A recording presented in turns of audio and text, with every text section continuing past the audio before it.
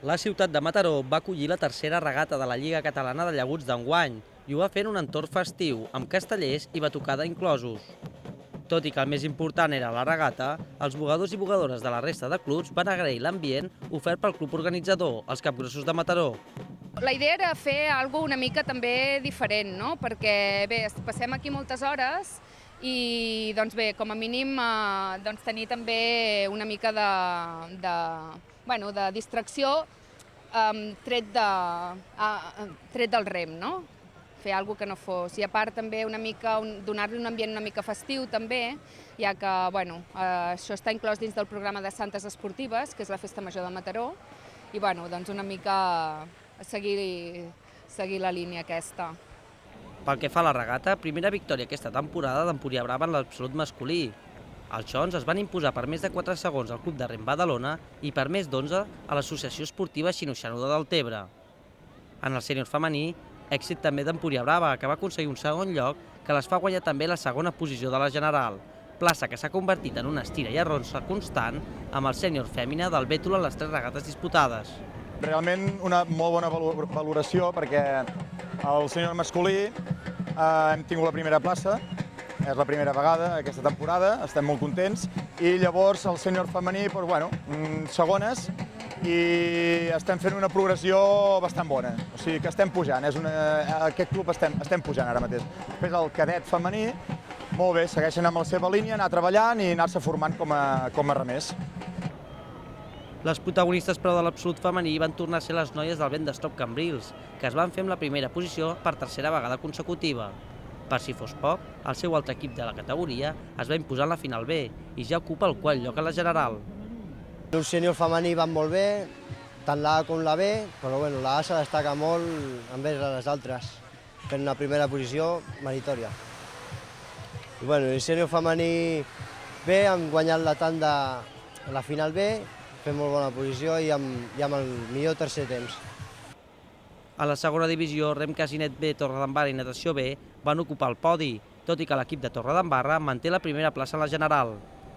Pel que fa als equips veterans, en el masculí, victòria del Natació Badalona seguit de Pescadors i Arenys, mentre que en el veterà femení, el Natació Badalona es va fer amb la primera plaça per davant del Rem Badalona i Torredembarra. Els dos equips de Badalona estan duent a terme un duel molt interessant en aquest veterà femení. Fora dels resultats, cal destacar el bugador més veterà de tots. Als seus 73 anys, Rafael Figuerola Eloi demostra que el món del rem no entén d'edats. Sempre els dic una cosa jo, com buguem així, el penso i els dic, si ho resisteixo jo, vosaltres que sou més joves també ho heu de resistir. Perquè n'hi ha que tenen 19, 20 anys, 30, per tant, si jo ho resisteixo bé, ells també, ben entrenats, també ho poden resistir. No hi ha ningú superior a l'altre, més que tots els entrenors, i sobretot que et trobis bé, que amb l'edat que tinc ja és una mica difícil poder que et trobis bé, perquè a un li fa mal una cosa, a l'altre li fa mal amb una altra cosa, però a mi gràcies a Déu no em fa mal res, i col·laboro amb tot el que es presenti. Doncs mira, jo sóc fill de pescador, havia fet de pescador, jo remo dels 11 o 12 anys. Ara així federat, del 1998, tinc 73 anys, Soc nat del 24 de març del 37. En les categories inferiors, èxit del Club Nàutic Flix tant en el juvenil masculí com en el femení, amb un segon lloc en els nois i un primer lloc les noies.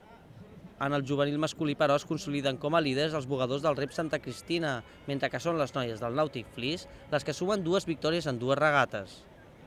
Des del Club de Flix valoraven molt positivament tant els resultats de la regata de Mataró com l'organització de l'última regata feta fa 15 dies en la seva població. Jo crec que la regata de Flix va agradar perquè és una regata totalment diferent.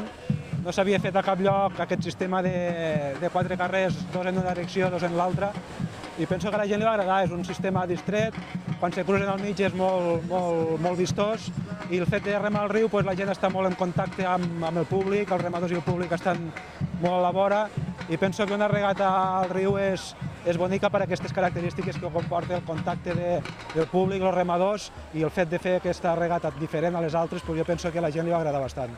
En la categoria cadet, Pescadors es va fer amb la victòria en el masculí, mentre que el vent d'Estrop Cambrils ho va fer en el femení. Tots dos equips han aconseguit doble victòria en les 2 regates disputades en aquesta categoria. En la categoria infantil, victòria de Cambrils seguit de Santa Cristina i del Nàutic Flix. Cambrils es reafirma com a líder mentre Santa Cristina de Lloret de Mar i Nàutic Flix lluiten aferrissadament per a la segona posició. Les properes dues regates, les del mes d'agost, portaran els bugadors i bugadores catalans a Lloret de Mar.